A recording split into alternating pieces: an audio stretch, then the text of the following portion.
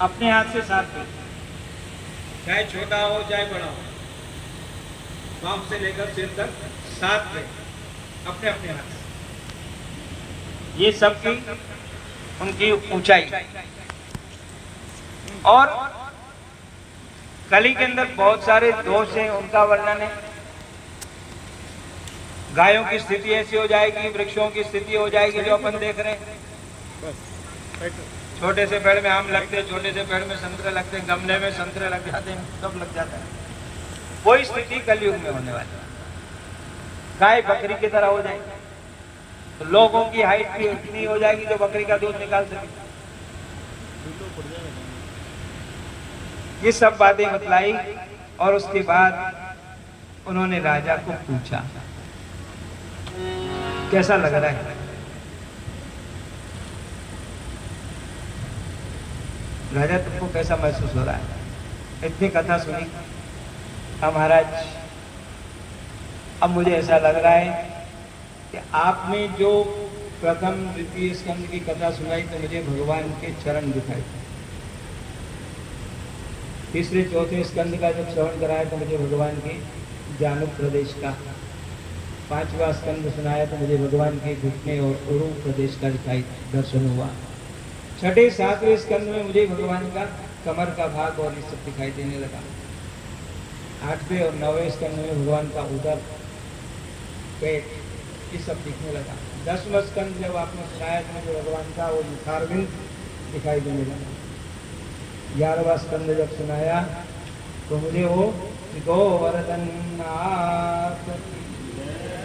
वो इस प्रकार से खड़े हो गए। मेले में कोई गुम हो जाता है या किसी को बुलाना होता है तो कैसा करते हैं? मैं यहाँ खड़ा हूं, इधर आ जाओ। तो भगवान श्री जी बाबा वो ऐसे खड़े हुए कह रहे हैं, इधर आ जाओ, मैं यहाँ खड़ा हूं। एक बार आ जाओ श्री जी की शरण में, भगवान की शरण में आ जाओ, तुम्हारा कल्याण हो जाएगा। तो राजा ने कहा कि भगवान मुझे बुला रहे हैं। सुखदेव जी महाराज को निश्चय हो गया कि राजा परीक्षित अब किसी प्रकार की उस दुख में नहीं है, उसको इस प्रकार का ज्ञान हो गया है, भगवान उसको की प्राप्ति उसको हो रही है। राजा सुखदेव जी का पूजन करता है, सुखदेव जी का पूजन किया और सुखदेव जी महाराज भिक्षु भी साकम जगामा, सुखदेव जी भिक्षुकों के साथ, ऋषि मुनियों के साथ में चले गए और राजा परीक्षित वहां बैठा हुआ है। उसको भगवान का दर्शन हुआ, उसने अपनी जीवात्मा को भगवान के चरणों में लीन कर दिया और पीछे से तक्षक नाग आया, उसके पड़े हुए शरीर को उसने डसा। उसके बारे में भी कुछ बातें हैं। एक ब्राह्मण आ रहे थे और उस जहर को उतारने वाले, लेकिन उस ब्राह्मण ने कहा, भाई देखो, मैं इस राजा को जीवित कर दूंगा तो राजा प्रसन्न हो जाएगा कुछ। तो तक्षक ने कहा, भैया क्या करोगे, राजा को तो मुक्ति प्राप्त होगी, मैं तो एक शाप के प्रभाव से उसको जाकर के काटने वाला हूं, तुमको जो चाहिए मैं दे देता हूं।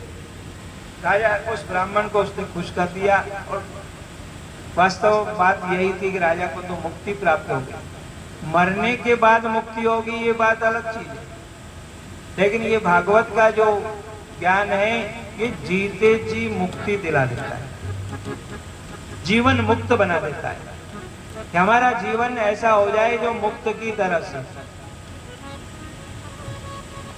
कैसे रहना चाहिए वो इससे हमको मालूम पड़ता है कि जैसे तालाब में कमल रहता है,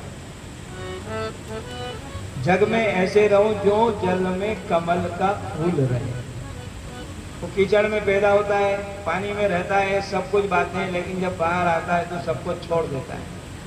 वैसे ही संसार में रहो, संसार में रहना मना नहीं है, संसार रहने के लिए बनाया है, लेकिन उसको अपना मत समझो, भगवान का है।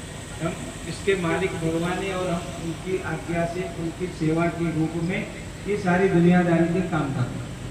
सेवा समझ करके करो। राजा का मोक्ष हुआ। उसके बाद उसके बेटे जन्मेजय ने एक सर्प यज्ञ किया। फिर उनको आकर उस यज्ञ को बंद करवाया बृहस्पति जी महाराज। फिर राजा ये यज्ञ बंद करो, सर्प को तक्षकनाग मरने वाला नहीं, क्योंकि उसने अमृत भी रखा। जब वो सर्पों का नाम ना ले करके कह रहे थे स्वाहा स्वाहा कर रहे थे, उसने पूछा भैया वो तक्षक क्यों नहीं आ रहा है? बोला वो इंद्र के सिंहासन के नीचे लिपट गया। तो ऐसा करो ना, इंद्र के साथ इंद्राय तक्षकाय स्वाहा, ऐसे का इंद्र के साथ इंद्र का सिंहासन में चल पड़ा और तक्षक भाग गए।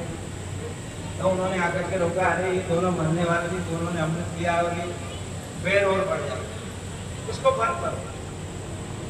यज्ञ बंद किया गया। फिर मार्कंडेय ऋषि का चरण, मार्कंडेय ऋषि ने तप किया और भगवान का उनको दर्शन प्राप्त हुआ। भगवान जी का कोई आशीर्वाद मांगा, महाराज और कोई इच्छा नहीं है, आपका दर्शन हो गया, केवल मेरी ऐसी इच्छा है कि आपकी माया कैसी होती है, माया देखनी। भगवान का लोग कहते हैं माया से बचाओ, और आप कह रहे हो मैं तो माया देखनी। माया देखनी ठीक है। भगवान चले गए और फिर एक दिन क्या हुआ कि शाम के टाइम अपने आश्रम में नदी के किनारे बैठ करके वो संध्या, अभी अभी उन्होंने सूर्य भगवान को अर्घ्य दिया। उसमें कुछ पुष्प थे, वो पुष्प अभी ज्यादा दूर नहीं गए, इतने में अचानक आंधी तूफान और बादल आ गए और बड़ी जोर की बरसात होने लगी, मूसलाधार वर्षा हुई और सब जगह पानी पानी हो गया, जलमग्न, उनका आश्रम भी।